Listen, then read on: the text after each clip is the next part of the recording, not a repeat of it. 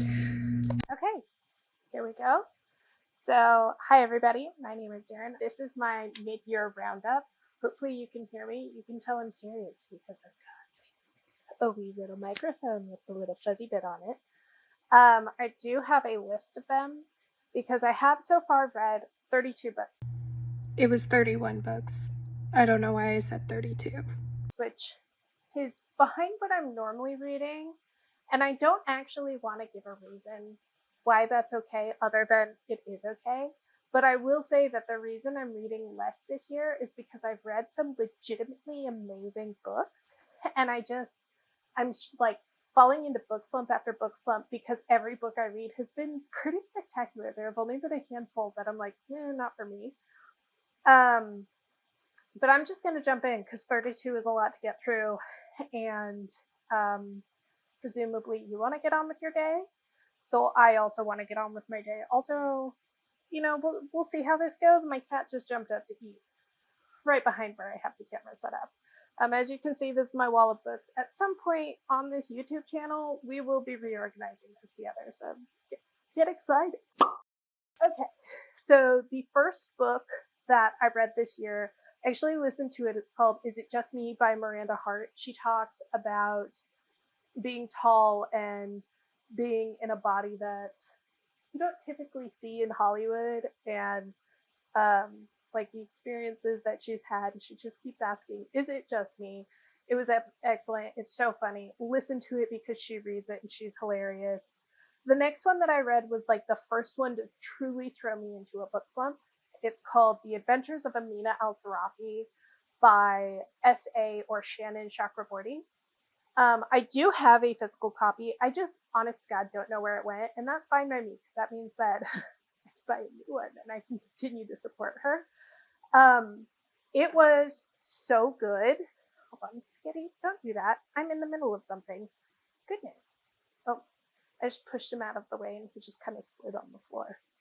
Didn't actually try to move. Anyways, so The Adventures of Amina Al-Sarafi, it's like she's this like 6 foot tall mixed race pirate woman who's in like her middle ages, like mid 40s maybe. She's got a gold tooth and a kid, and I feel like I can't describe it without giving away spoilers. So I'm just not going to give away spoilers. I'm just going to say that you should read it. It is excellent. Any issue that you might have had with her previous trilogy, which I'm going to get to in a second, because then I went and read those. Any issue that you had with that, I think, will have been solved by the time she got to her. It was her 4th book. So I read that, and then to kind of cleanse, I read Mr. Nice Spy. Got that one from the library, so I don't have a physical copy, but maybe Paige can like. Oh yeah, and we could do Amina Al-Sarafi here too, and also It's Just Me. So Mr. Nice Spy by Tiana Smith. Apparently it's the second one in the series. I didn't read the first one. I grabbed it because it looked like an easy read. You know what I mean? And it was. It's very dumb. Like the premise was kind of dumb. Like she gets kidnapped by her father, who's like this evil mastermind, and then like her mom is involved. I don't know. It was fine. It was whatever. It was forced proximity. It was a day's read. Read it or don't. The next 2 that I read, the first one was actually a recommendation from Paige, and she has it on her mid-year roundup as well. It's called The Psalm for the Wild Built by Becky Chambers. I read both of them. So Psalm for the Wild Built and then Prayer for the Crown Shy. It's this sci-fi world where they've used up too much resource, too many of the natural resources, and then the world is crumbling and they have robots and the robots become sentient and society readjusts and becomes this society that supports each other and like loves each other and is working to live in better harmony with the environment. The story centers around a monk who has the first contact in over 200 years with a wild built robot. It's a lot of deep philosophical questions. It was the cozy hug that I really needed being an American after January 20th. So take that what you will. Maybe Paige can put them here again because I got those from the library too. You're going to notice a theme. I got most of my books from the library despite owning all of these books. Okay, the next one that I read, I didn't get from the library. I actually borrowed from a friend for Romance Book Club at Parnassus in Nashville. If you are in Nashville, you need to go to Parnassus. It is the best bookshop. But it's called Full Moon Rising by Ruby Dixon. Supposedly it's the first in the series. It was too bovine for me. It's pretty spicy and too bovine for me. I'm gonna let you do with that what you will. Here it is. The next one that I read, I do have this one, but I did listen to it, but I have it a physical copy as well. Margot's Got Money Trouble. That is not the right book. It is Margot's Got Money Trouble by Ruby Thorpe, who is a woman.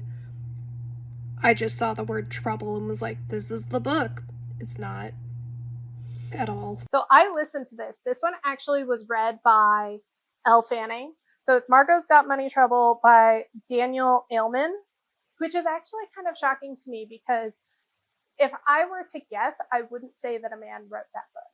It was really good. It's one of those feminine rage books that you read and you're just full of feminine rage. And you're going to notice that about quite a few of the books that I've read this year. Highly recommend reading it. Even higher recommend listening to it. Elle Fanning did an absolute spectacular job. She conveyed so much emotion in her voice, and it just made you fall in love with these characters and fall in love with this journey that she was on. And it gave you so many new perspectives on young moms and abuse of power, systems of power, and how people weaponize like child protective services, and how we have these inherent biases towards sex workers. And I'm not selling it well, but it's a really, really great book. It's also very funny. It's not as like, it is as deep as I'm making it sound, but it's not like hammering you over the head with like, you're a bad person because you don't think people are people. It's more like, it's good. Highly recommend. So the next one that I picked up was The Strange Library by Haruki Murakami. I'll put it here. Another one from the library. It's about a boy who goes to the library and kind of gets kidnapped, and then there's a librarian that wants to eat his brains, and there's a sheep and a dog and a canary. 5 stars. You should read it. And then I went back to Shannon Chakrabarty. That's a Chakraborty. I read City of Brass, Kingdom of Copper, and Empire of Gold. Like, boom, boom, boom, one after the other. And just took them right in. That is the Daevabad trilogy. It was so good. It was such a good, refreshing take on high fantasy world building and character-driven plot issues and all these kinds of things. I will say that you can tell it's her first. You can tell it's her first trilogy. Don't hold that against her. Like, you see the plot twists coming a mile away. You see how it's going to resolve. You see all these things. It doesn't take away from the feeling that you get reading about these characters and going on this journey with them. So I would recommend reading them. I physically read them. I've heard that the audiobooks are really good. Okay, next was one for book club, through the library, called God Killer by Hannah Kaner, I believe. It wasn't for me. It's the first in a series, and something that I've noticed about a lot of series here. Here's God Killer. Something that I've noticed about a lot of series these days is they are setting themselves up to be the next Game of Thrones, Hunger Games, Twilight, Harry Potter, whatever you want to be, like the next big series. And so their first book is entire exposition. Like, no real plot happens. Like, a plot might happen, but when you get to the end of the book, you realize that it wasn't the plot at all. It was just setting up for the wider plot that's going to be the whole series. I hate that. I think it's lazy, and I don't think it's lazy on the part of the author necessarily, but I do think it's lazy on the part of the publisher. That actually happened to me with another book that I read 2 years ago, where just like it was like 600 pages, and it was 599 pages of exposition and world building, and 1 page of plot, and that page of plot should have happened on page like 100, and then given us into the rest of the plot. It was just, I don't know, it wasn't for me. It was fine. What I really liked about it is that there was disability representation. There were multiple points of view. There was LGBT or LGBTQ representation, and it was fine. It just like, I'm not going to continue to read the series. I wasn't into it.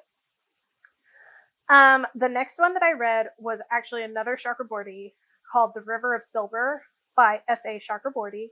It goes along with the Daevabad trilogy, but it's short stories that she wrote that either didn't fit into the plot line or weren't quite right to add in. I have never sobbed so hard during a novella that was like it was a collection of short stories and unfinished chapters. Just please read that series because I really need to talk about it. Not enough people have read it, and I really gotta talk about it. Okay, next one that I read was another page recommendation, The Secret Lives of Church Ladies by Geisha Filia. It's a series of short stories centering around Black women who go to the church. It's not what you would expect in the sense of like, oh, it's these ladies who go to the church and like do whatever, whatever your expectation of,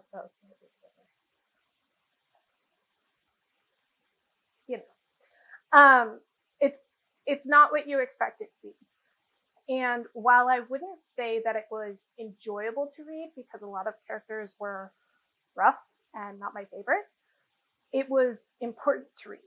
I think it gives a better multifaceted look at women in the church than other depictions in modern media. So I recommend that one. I know Paige recommends that one. I wouldn't say that I enjoyed it. It's not like I'm gonna go out and like pick it up and reread it, but I'm glad that I did read it. We are only at number 15, but the next 7 are all in the same series, so I'm just gonna kind of talk about them all at once. It's the Murderbot series. I'm gonna put my hand right here so that we can just flash all of them real quick. It's the first one is All Systems Red. Artificial Condition is the second one. The third one is Rogue Protocol. Fourth is Exit Strategy. Fifth is Network Effect. Sixth is Fugitive Telemetry.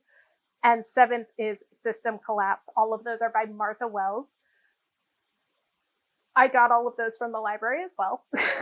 And I gotta be honest, it was the most human book I have ever read. It was about trying to understand who we are as individuals under capitalism and where do we draw the line of morality, and at what point do we buck orders, and at what point do we walk away, and all told from the point of view of this half mostly robot part human construct that calls itself Murderbot.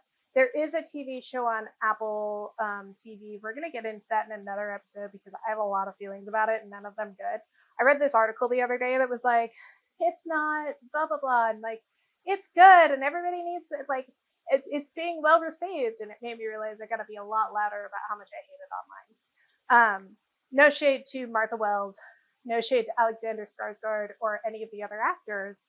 It's just that I didn't like the show, and I'm getting sidetracked. I need to move on. Anyways, read the Murderbot Diaries, all 7 of them. Most of them, I think 6 of them are 250 pages or less. Actually, I think 6 of them are 200 pages or less. And then one of them is like 250 to 300. Completely worth it. I have heard amazing things about the audiobook, so try that out as well. I don't really know, but I read them. I flew through them. I read like one a day. I sobbed about robots. 2025 is the year that I become a sci-fi fan, apparently. Between Monk and Robot and Murderbot, I'm sold. Give me the robots. Okay, so the next one that I read, another series.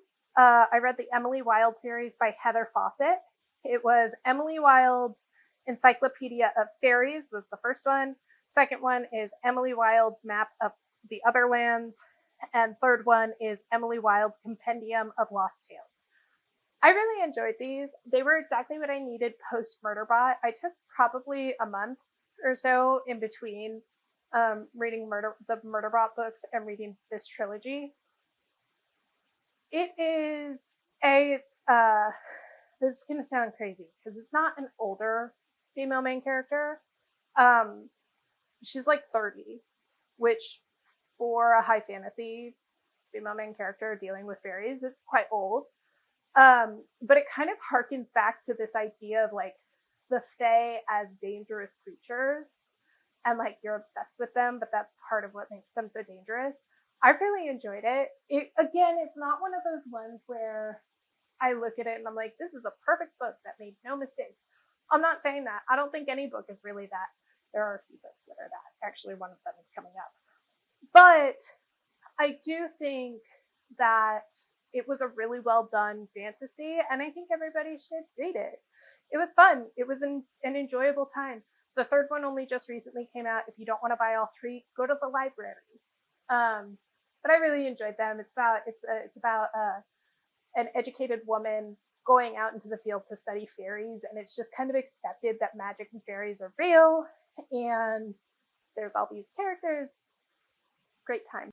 Okay, so another set of books that I actually own, I read Everything is Tuberculosis by John Green.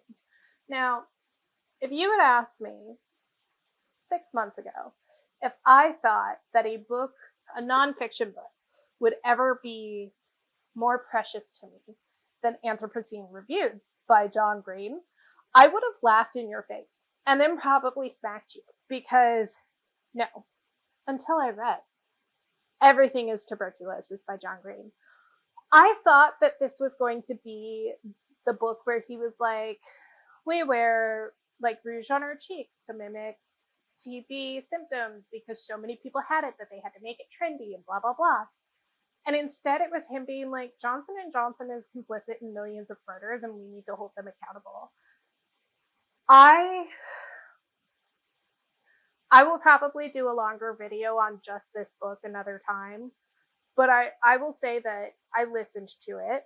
Highly recommend. He reads it.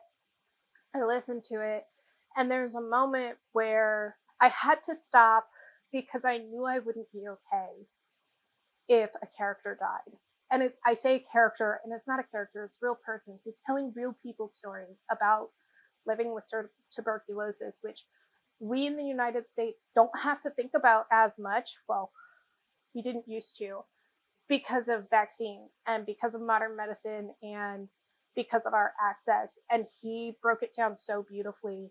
If you have not read this and come out horribly angry about for-profit insurance and for-profit pharmaceutical companies, then I don't think you should watch this channel anymore because we will fundamentally disagree on a lot of things.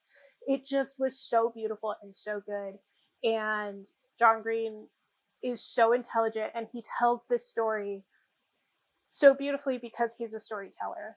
So if you take away one book from my list of my mid-year wrap-up, it should be this one. It's short. Look at that. It's short. It's beautiful to listen to. It's beautiful to read. I highly recommend.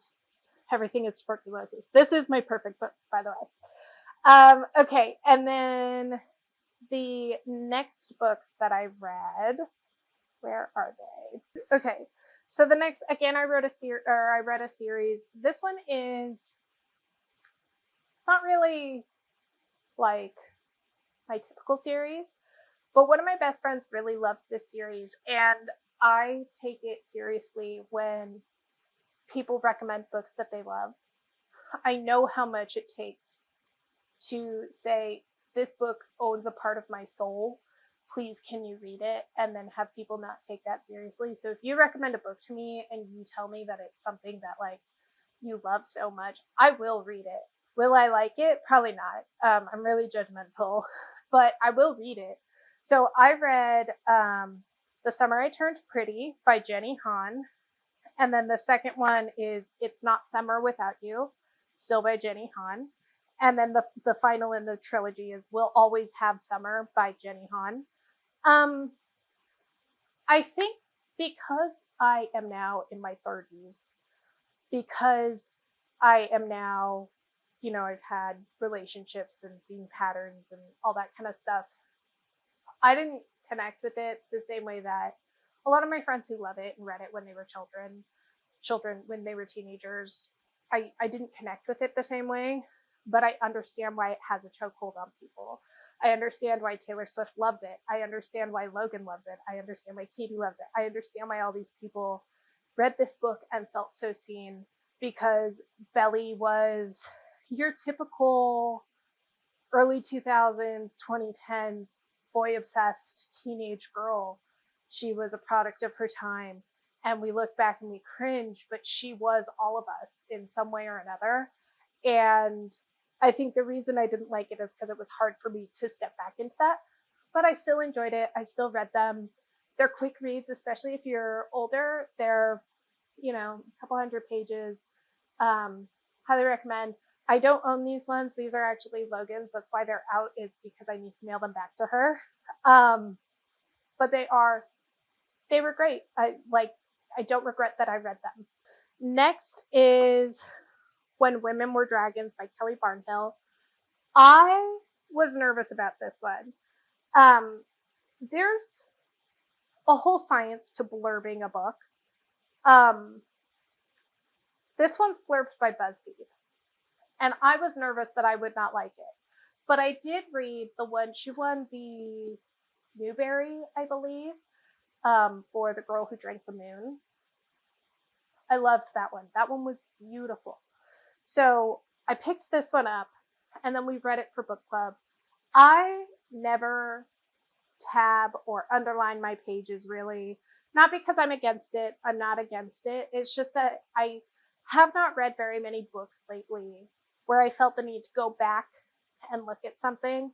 I have so many pages to turn down, like so many corners where it's so beautifully written. It is so much feminine rage. It is so timeless, this story. She wrote it because of the political turmoil that we find ourselves in. She wrote it during Trump's first administration. Obviously, I'm now reading it during his second. And it's what I needed. It was that reminder that I'm not alone. And I think it's important. I think it's important. So this is another one. If you're going to take another book from this list to read, that's like kind of a heavy hitter, When Women Were Dragons by Kelly Barnhill, and Everything is Tuberculosis by John Green. I will also say, if you're looking for like, what's the vibe of the book, it is a fantasy, but I kind of put it in the same category as like Bonnie Garmus's Lessons in Chemistry, that feminine rage and that like, that time frame and all that kind of stuff. I would also put it in the same as Bright Young Women by Jessica Knoll. It's really good. I really enjoyed reading it. There were so many moments where I felt like punched in the gut by the feelings, and like I was sobbing the last 100 pages because I can't even talk about it because I'll give away spoilers. So read it. It's excellent. The next one that I read that I do own, but I actually sent over to my mom because I thought she would love it. And I read it specifically because there is a Netflix movie coming out next month, maybe, starring Helen Mirren, Pierce Brosnan, Ben Kingsley. Who else is in it? I'm blanking. David Tennant. There are a ton of people in it who are absolutely fabulous. But The Thursday Murder Club by Richard Osman. It was fun. I don't know that I have ever read a whodunit where like it did make sense. I didn't necessarily call it, but I didn't not call it, if that makes sense. Like I had 3 suspects, but because the way the story was laid out, we didn't really have all the information. If we had had more information, I would have definitely called it, but it was put together really, really nicely. Richard Osman put it together really, really nicely. And then at the end, I was sitting on the beach reading because I do that in the morning sometimes.